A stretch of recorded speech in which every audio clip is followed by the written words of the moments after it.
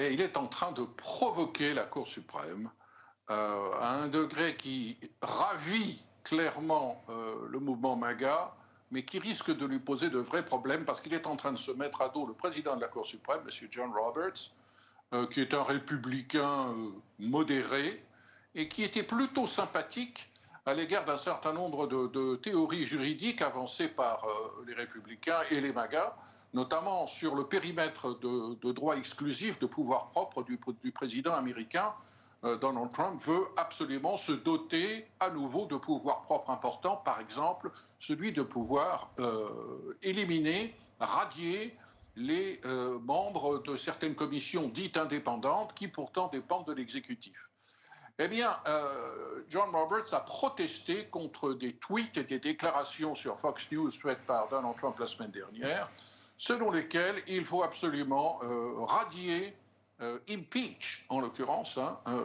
éliminer, destituer certains juges qui osent, imaginez-vous Grégoire, qui osent s'opposer par des procédures d'urgence d'injonction à un certain nombre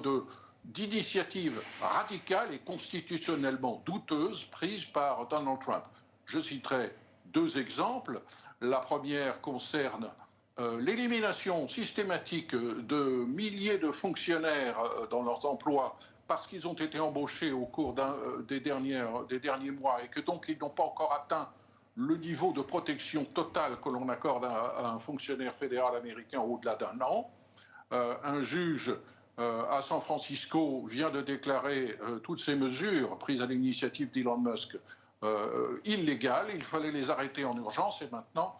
cette affaire va aller à la Cour suprême. Autre exemple stupéfiant, la position prise par un juge fédéral à Washington, le juge Boasberg, qui appelle le département d'État à renvoyer aux États-Unis des avions qui ont déjà décollé et qui sont remplis, semble-t-il, de Vénézuéliens tatoués avec des symboles qui pourraient faire croire qu'ils font partie d'un organisme terroriste de narcotrafiquants et que l'on envoie dans des prisons au Salvador alors qu'ils n'ont pas eu l'occasion de se présenter devant un juge et de défendre leur cause individuelle. Ce juge est déclaré par Donald Trump comme gauchisé et dangereux, il veut le radier. Le patron de la Cour suprême dit « Attendez, si vous n'êtes pas d'accord avec les décisions d'un juge, vous allez en appel, et ensuite on en discutera. » Et ce climat de provocation politique de Donald Trump à l'égard de la Cour suprême risque d'être contre-productif.